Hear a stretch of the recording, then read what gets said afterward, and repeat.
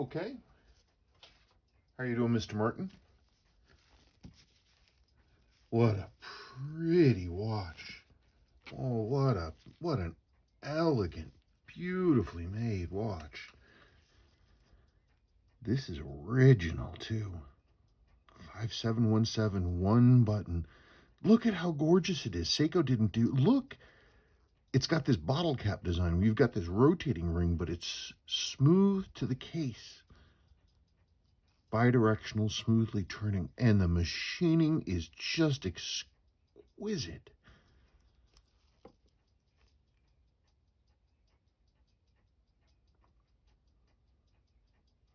These types of unloomed Dauphine style pointy hands with the line down the middle. Seiko used those a lot in the mid-later 60s, and this is December 64. These watches were brought out for the 64 Olympics, which were in Japan.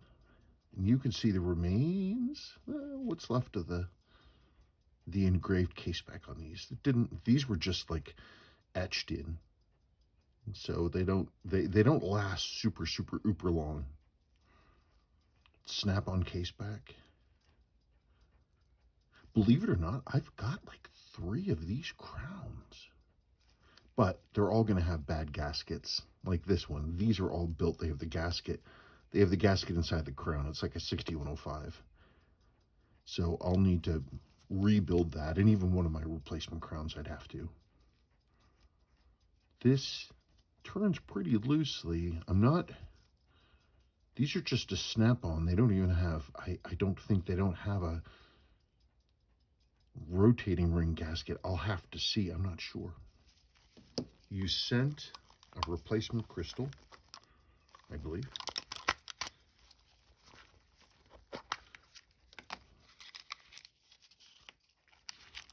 There's one.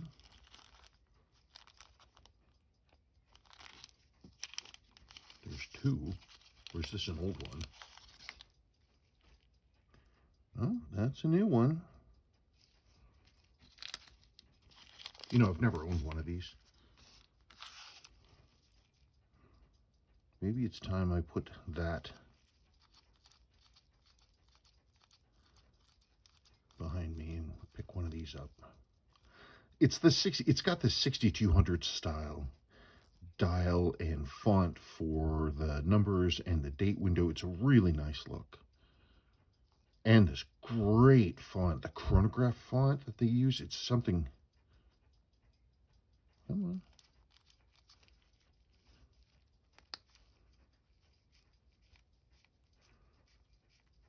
I want to see it switch over.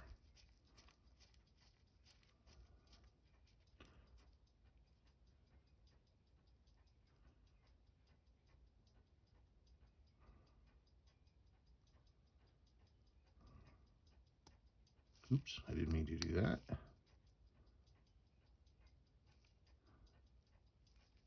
You're right. You said that there was some issue with the date not clicking over.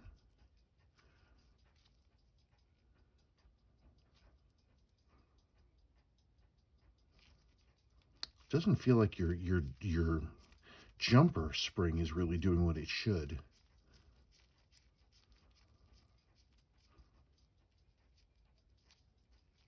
Yeah, see? Look at that. It's not aligning correctly. Okay, so jumper spring needs some work.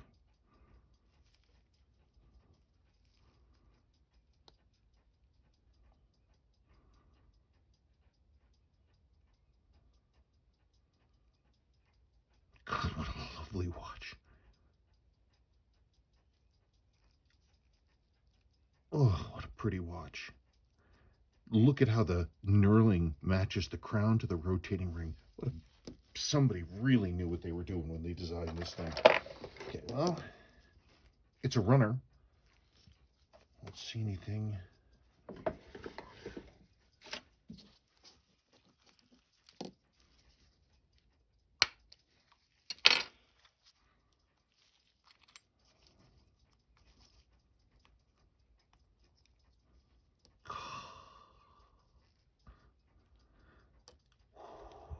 Definitely based on a 6200 architecture.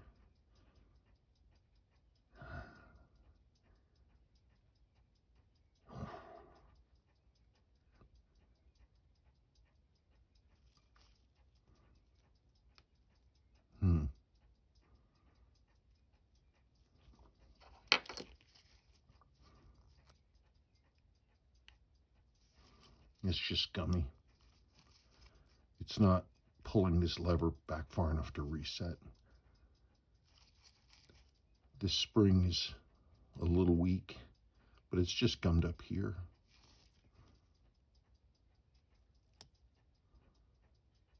So the way these one buttons work is it's on, off, reset. It's a very neat little system. And a little pillar wheel there.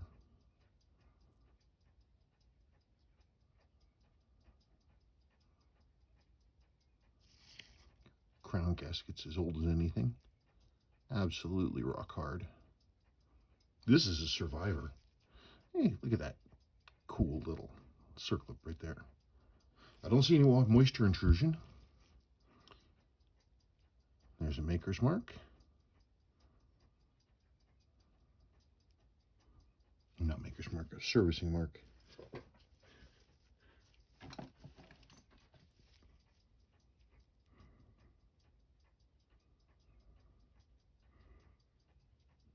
I can't read it. I have to really get on top of it. Okay. I don't see any problems. This looks like a straight up servicing to me. Nothing that's really sticking out.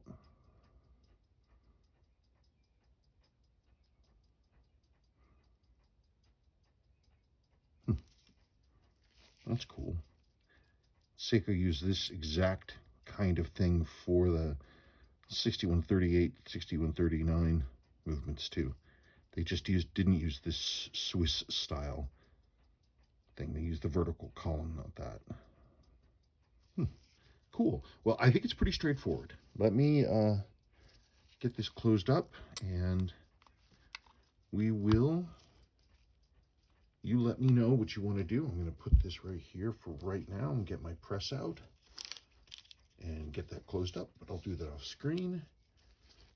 I think it's straightforward. I really do. I don't see any problems with it. Needs service. Case reels and seals, you provided the gaskets. Need to rebuild that crown, though I do have originals, but I'm not going to need one of those. It's a gorgeous watch. Okay, thank you for sending it in, and let me know that you want me to move ahead. Thanks.